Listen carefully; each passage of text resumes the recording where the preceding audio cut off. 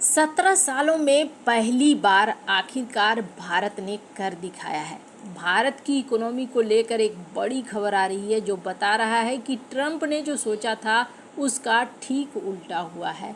तो वहीं दूसरी तरफ क्या दुनिया डॉलर के साथ खेला कर रही है, जानेंगे क्या कुछ चल रहा है। इन सब के बीच में 45 मिनट की पुतिन और मोदी की गोपनीय बातचीत को लेकर भी चर्चा चल रही है। हमेशा की तरह जानने को मिलेगा बहुत कुछ, इसलिए वीडियो को अंत तक जरूर देखें। आइए जानते हैं इन खबरों को विस्तार से।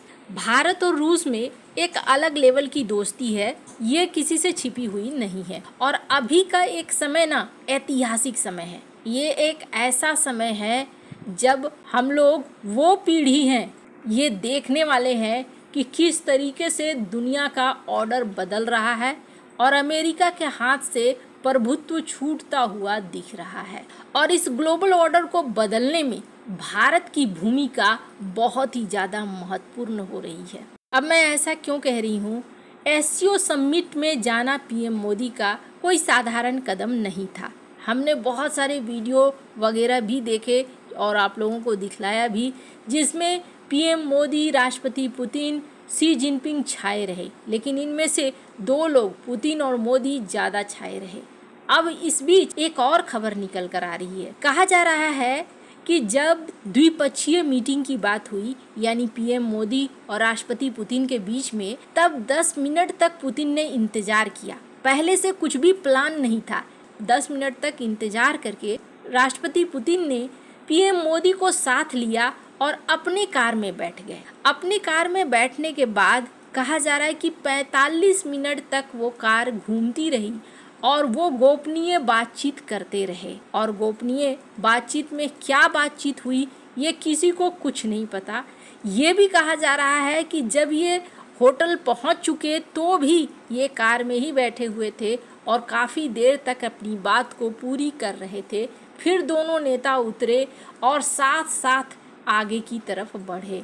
10 मिनट का इंतज़ार करना, फिर 45 मिनट की बातचीत करना और इस बातचीत के बाद पहुंचना द्विपक्षीय मीटिंग के लिए। कहा जा रहा है ये बातचीत ना एकदम गोपनीय थी, जो भारत और रूस के बीच में थी।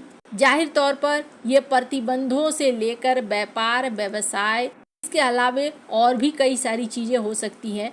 ये बहुत मुश्किल है कि कोई जान पाएगा कि क्या बातचीत हुई, लेकिन इतना ज़रूर समझ में आया कि कुछ ना कुछ बहुत ज़्यादा ज़रूरी था जो इस 45 मिनट के अंदर बात हुई है। अब किस तरीके से जियोपॉलिटिकल ऑर्डर बदल रहा है इसको आप देखिए। डोनाल्ड ट्रंप ना आज सुबह से ही उनके अलग अलग अकाउंट से, व्हाइट हाउस वगैरह सब से कुछ इस तरीके के ट्वीट आ रहे हैं जिसमें कहा जा रहा है कि हमने इतना $बिलियन अपने देश के अंदर मंगवाया, इन्वेस्टमेंट की वजह से ट्रिलियंस डॉलर आए। और ये क्यों कह रहे हैं? ये अपने देशवासियों को भी दिखलाना चाहते हैं कि देखो हमारे टैरिफ लगाने से हमें फ़ायदा हुआ है। स्क्रीन पर एक ट्वीट देखिए जिसमें डोनाल्ड ट्रंप यही कहते हुए नज़र आ रहे हैं कि इस टैरिफ की वजह से ट्रिलियंस ऑफ डॉलर आ गए हैं और ये बदकिस्मती है कि हमारे जज जो हैं इस तरीके का फ़ैसला दे रहे हैं। ये फ़ैसला ठीक नहीं है, ऐसा नहीं होना चाहिए। तो यहाँ पर एक चीज़ तो ज़रूर है कि ये दिखला रहे हैं कि भाई हमें टैरिफ से फ़ायदा हो रहा है, टैरिफ को रोको मत, टैरिफ को लगे रहने दो। अब अमेरिका क्या फ़ैसला लेता है वो तो देखने वाली बात होगी, लेकिन डोनाल्ड ट्रंप और अमेरिका के इन सारे रवैयों की वजह से क्या हुआ है कि दुनिया में ना एक अलग माहौल बनना शुरू हो गया है। और 30 साल में पहली बार अमेरिका के साथ ऐसा हो रहा है। कब से ये खेला शुरू हुआ? रूस यूक्रेन युद्ध जब शुरू हुआ था साल 2022, उसके बाद से ही कई सारे देश न डर गए और डर कर उन्होंने कदम उठाना शुरू कर दिया। वैसे तो अमेरिका के राष्ट्रपति डोनाल्ड ट्रंप अपने देश को फिर से महान बनाने पर अड़े हैं, लेकिन उनकी रणनीति से अमेरिका दुनिया में अलग थलग पड़ता जा रहा है। दुनिया भर के सेंट्रल बैंक डॉलर और यूएस ट्रेजरी पर अपनी निर्भरता को कम कर रहे हैं। साल 1996 के बाद ये पहला मौका है जब ग्लोबल सेंट्रल बैंकों में सोने की हिस्सेदारी यूएस ट्रेजरी से ज्यादा हो गई है। इसी तरह से डॉलर की हिस्सेदारी में भी गिरावट आई है। ग्लोबल इंटरनेशनल रिजर्व में डॉलर की हिस्सेदारी 2025 की पहली तिमाही में 2% कम होकर 42% रह गई है, जो 30 साल में सबसे कम है। इस दौरान सोने की हिस्सेदारी बढ़ी है, 3% बढ़कर 24% हो गई है। लगातार तीसरे साल सोने की हिस्सेदारी बढ़ती जा रही है और डॉलर की घटती जा रही है। वहीं यूरो की हिस्सेदारी की बात करें तो इसमें कोई बदलाव नहीं हुआ है, क्योंकि 15% पर यह स्थिर है। यूरोपीय यूनियन और यूरोपीय देशों का अपना ये है करेंसी, तो वो स्थिर है। दुनिया के सेंट्रल बैंक के रिजर्व में अब डॉलर के बाद सोना सबसे बड़ा एसेट बन गया है। लेकिन दुनिया ऐसे क्यों कर रही है? ऐसा इसलिए कर रही है कि यूक्रेन युद्ध के बाद से ही दुनिया भर के देश अपने रिजर्व में डॉलर को कम कर रहे हैं, सोने को बढ़ा रहे हैं। अमेरिकी प्रतिबंधों का डर है। अमेरिका के बढ़ते कर्ज के कारण भी लोग डॉलर से किनारा कर रहे हैं। हालांकि ग्लोबल रिजर्व में डॉलर का दबदबा कम नहीं है, अभी भी बना हुआ है, पर ये बदलाव दिख रहा है। वहीं जो डोनाल्ड ट्रंप ने कहा था कि भारत एक डेड इकोनॉमी है, उसको लेकर अब खुद रॉयटर्स की इस खबर को देख सकते हैं कि भारत के जीडीपी ने जिस तरीके से रफ्तार पकड़ी है, उसे देखकर लग रहा है कि ट्रंप का टैरिफ क्या असर करेगा क्या नहीं। वहीं दूसरी तरफ कहा जा रहा है कि 7.8 की जो रफ्तार भारत ने दिखलाया, ये एकदम अलग था, अनएक्सपेक्टेड था, बिना सोचा समझा था, मतलब किसी ने अंदाजा नहीं किया था। अब क्यों हो गया, कैसे हो गया? तो कहा जा रहा है कि इसके पीछे ना एक सबसे बड़ा कारण है जो 17 साल में पहली बार भारत के अंदर हुआ है, और ये चीज निकलकर अब सामने आ रही है।